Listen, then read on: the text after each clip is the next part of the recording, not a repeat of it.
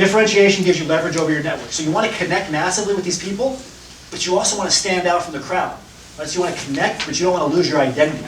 You don't want to just be seen as another PhD. You want to be seen as unique. So connecting is important, but standing out is just as important.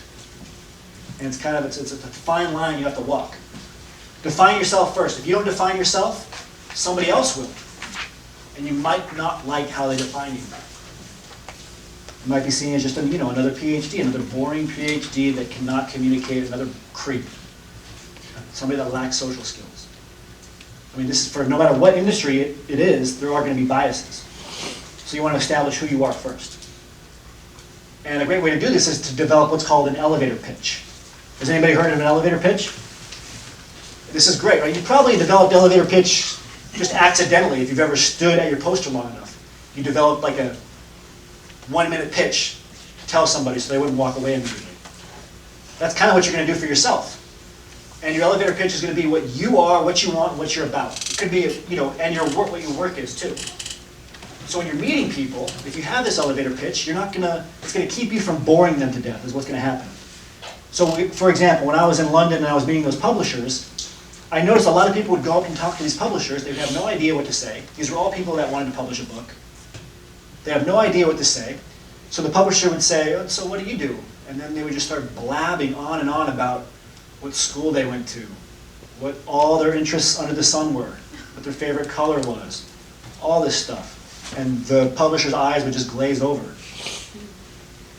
But the people that were really effective and ended up building relationships with those publishers had like a 5-second sentence that they were able to say right away that grabbed their attention.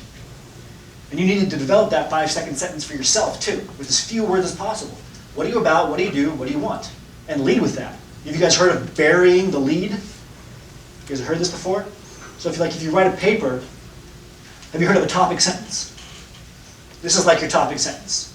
So in the newspaper industry, if you bury the lead, like a lot of people will write all their ideas down in a paragraph and then at the very end summarize it in a great sentence. That great sentence at the end needs to be moved to the top. That's your topic sentence. Right? So if you don't do that, you bury it. That's burying the lead.